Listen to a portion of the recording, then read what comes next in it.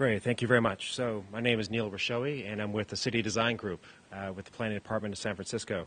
I'm the lead urban design for the project, but it's a multi-agency team. It's led by DPW. Chris Upreck is our project manager. We have MTA, Nate Chancharian, who's our lead for transportation, as well as the TA and a really robust consultant team, CMG, Gale Architects out of Copenhagen, David Parisi Associates here in San Francisco, supported by Fair and Pierce and Nelson Nygaard, and a few others for some specialty items. And while my comments are going to focus on the public realm and streets as livable spaces and as public spaces, I just want to say that this project is not going to succeed without both transportation and urban design coming together and finding new synergies to work together, because Market Street without the mobility side is not going to be a success, no more than it would be without the public realm side. So, what should market space be? It's been a contested space ever since its creation, and I certainly hope there are no lynch mobs coming after us, although expectations are high. People have already a sense of what they'd like to see out of Market Street, but it is a street pregnant with opportunity, and yet I think most times we are waiting for it to happen, and it just doesn't happen yet. And so, what should Market Street be? Fundamentally, we say Market Street should be a place to hang out.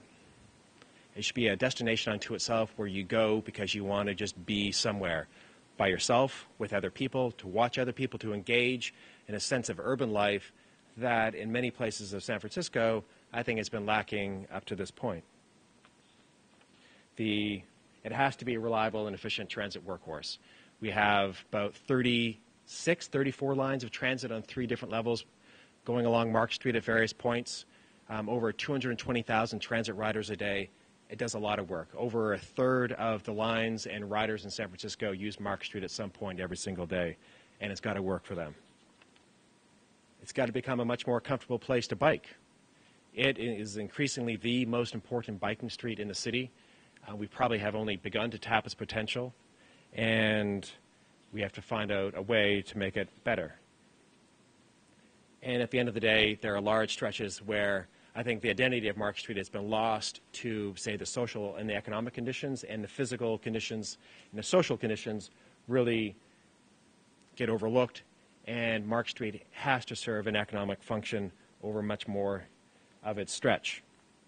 So that should be simple. We're all very, very good designers. We have lots of experience. We can look to best practices elsewhere, and so we should be able to achieve all these things. We have 120 feet to do it in. It's a large right-of-way. But just as a sense, how many people here regularly choose to hang out on Market Street? You're all hang out, spend time, choose to spend time, your leisure time that you could be spending somewhere else, doing something else, but discretionary time. How many of you have taken a stroll recently down Market Street just for the pleasure of it? I see 3 hands, maybe 4. If you had a friend coming in from, say, the West Side biking in, and you wanted to meet someplace on Market Street, where would that place be? What's the identity that you would choose that you say, let's meet here, X? What's its name? Where is it? Where would you do it? Yerba Buena Lane. Anybody else? Ferry Building, yeah. One of the few success points. It's not on Market Street, unfortunately, but close enough that we'll. Yeah, why not Holiday Plaza? Why not? There's a dozen or more public spaces lining Market Street. They almost uniformly fail, mostly from a design point of view. Some have some profound social issues, but most of them are failures because of design decisions we or our predecessors have made. And so we need to fix that. We've been out to the public already last spring, a little bit about a year ago, and we said, what's most important to you? We came up with 9 goals based upon our perceptions of what is necessary in the street. How did people vote? Far and away, placemaking, walking, bicycling, and economic vitality really were the top tier, but placemaking really stuck out, and which was exciting for an urban designer to hear.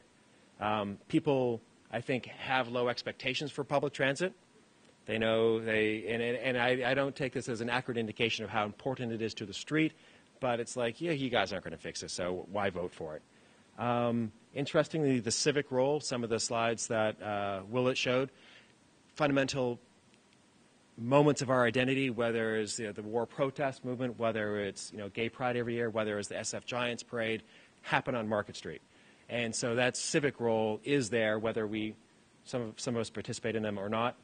And it's amazing that the connecting neighborhoods, this moves through some of the most dynamic, exciting neighborhoods anywhere in San Francisco, from the waterfront to the Castro. And connecting those and making that the core promenade, whether you walk it, bike it, or take transit, should be a fundamental experience to every San Franciscan, and should be one of the first things you do when you have a visitor in from out of town. And then the least sexy stuff certainly gets the fewest votes.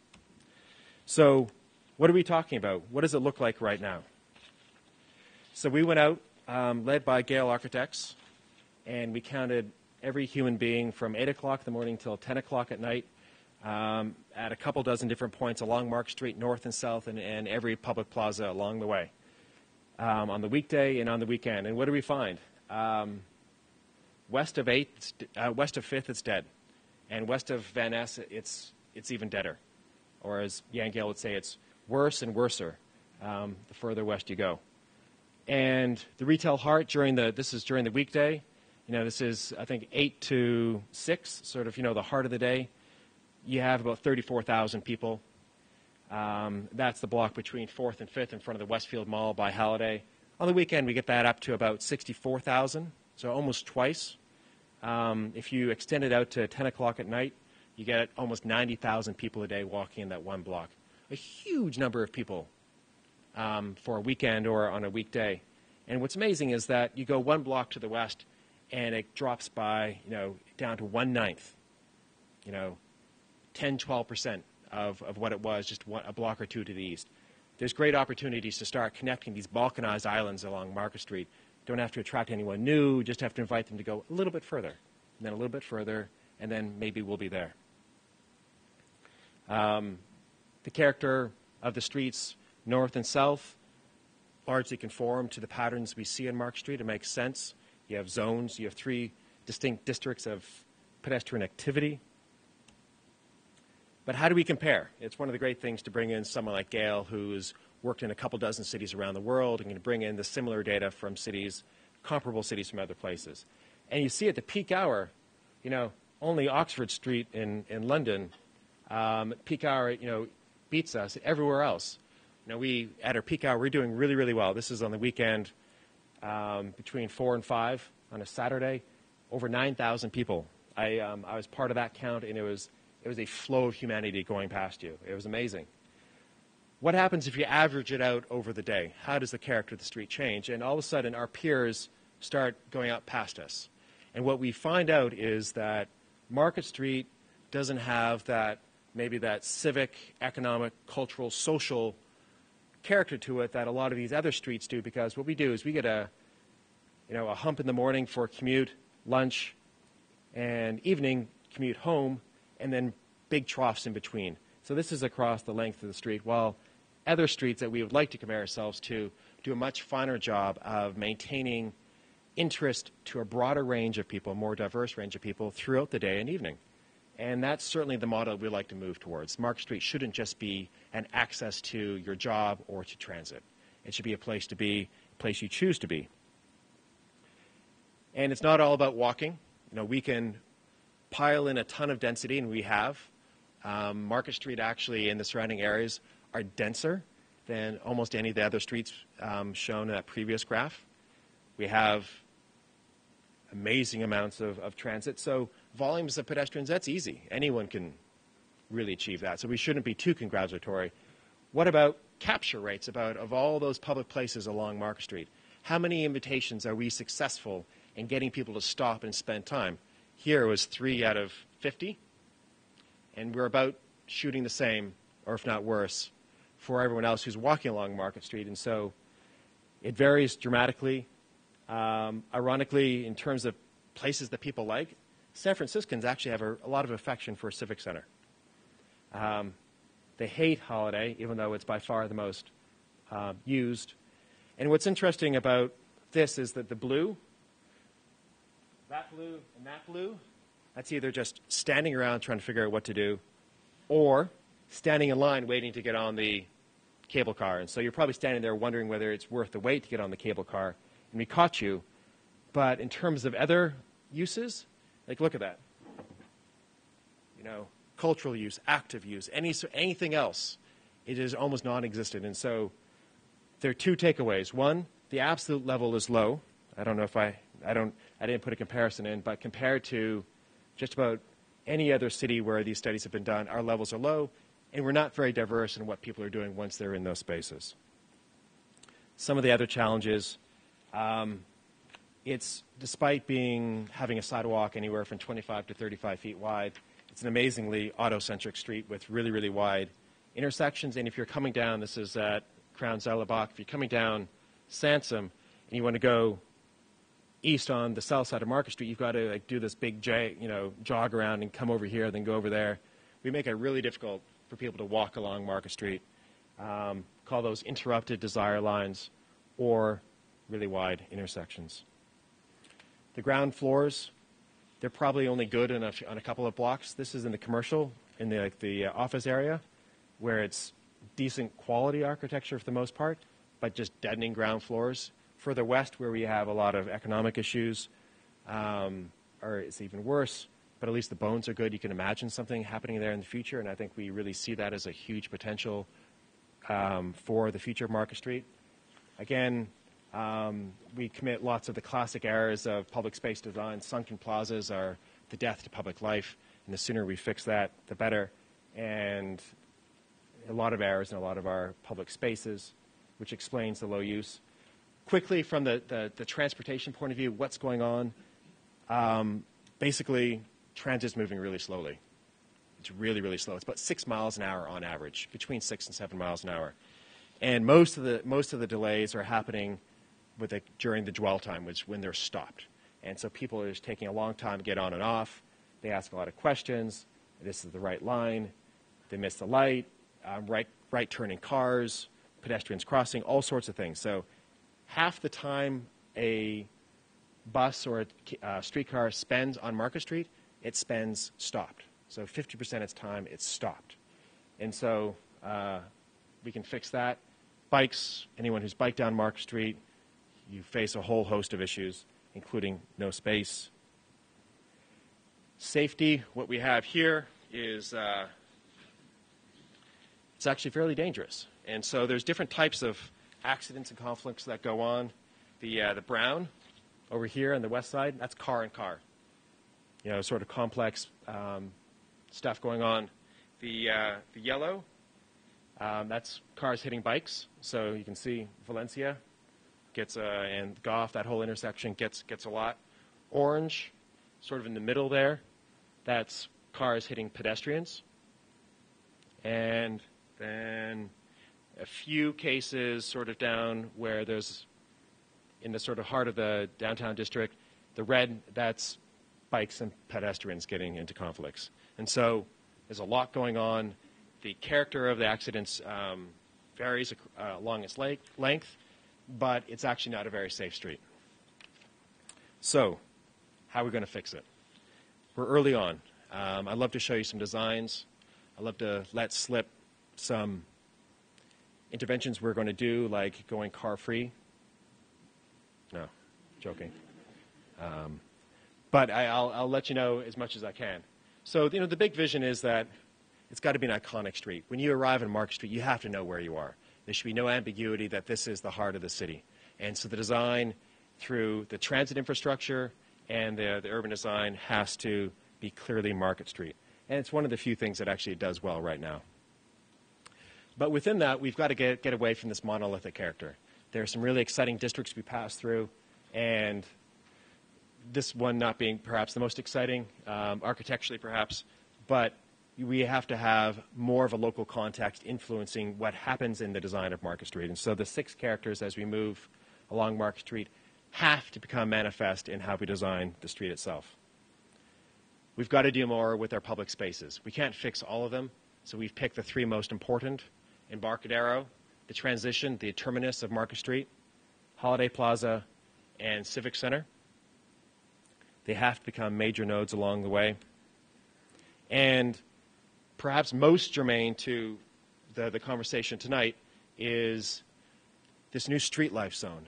Streets as public spaces. You know, this is something that Alan Jacobs wrote about in Great Streets 15, almost 20 years ago, making streets public spaces.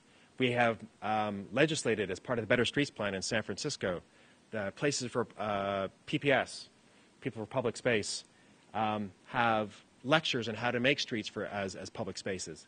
And I would argue that in most cases, what they come up with are glorified furnishing zones, which is not what we're looking for. You can't just put in a couple of benches and some trees and a stormwater planter and call it a public space. That is not a successful intervention. We have to come up with a whole new palette of interventions that actually makes this a public space, that really blows the lid off of our conception of what a public space is, and actually at 120 feet, we do have enough space to do that. And I'd be happy to talk about that more. I'm sure my time is running out. You know, so what are some of the big design principles for the sort of design wonkies out there? There's some Euro stuff, you know, the most vulnerable user concept, that we should actually really be giving priority to those who are most susceptible to getting hurt and moving out from those, so using those as a sort of a design vehicle. And so pedestrians and cyclists should be given the most protection. That signage is meaningless in terms of optimizing speed, of adjusting speed, of letting speed be fast where we want it to be fast, slow where we want it to be slow. That needs to be done through design. And then this new street life zone to really activate the street, because frankly those public spaces, those little plazas along the way aren't going to be pulling their weight for a long time, and we have this opportunity to really make Market Street work in that way. And so we've come up with a number of placemaking and mobility priority strategies, priority designs, and I won't go into all of them right now. But what these are going to be, these are the criteria against which we will be measuring our alternatives. We'll go through when we come up with a design and say, how well do we meet each of these criteria? And so there's 7 for placemaking, and similarly, we have those for mobility. And then the process of evaluation will be very transparent. Everyone can comment about which ones are most important to them and how well we're succeeding in meeting these different criteria. So what are the design questions? What are we confronting? And things just starting to come into focus for us as we've started to lay out the street. And is 120 feet enough? To do everything that I stated in the first few slides? No. I can honestly say no, not to the expectations that have been set so far. We have a lot of work to do of what does it mean to create this street life zone and how do we activate it. And that's going to work. And to make sure that we get the open spaces redesigned and activated that are most important to the success of the street, and leave some decisions for future designers to intervene on.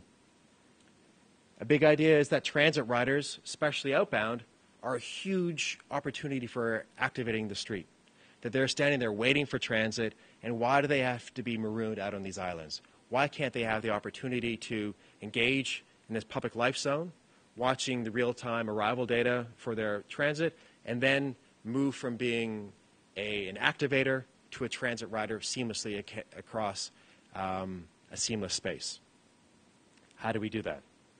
And then, lastly, resolving the conflicts through design. When you have 250,000 pedestrians, 36 lines of transit, and thousands and thousands of cyclists going along there, can you actually come up with a design that reduces conflict? And it's a big challenge. And so those are the questions that we're tackling right now, and I'll be happy to come back with the answers in a couple of months. Thank you very much.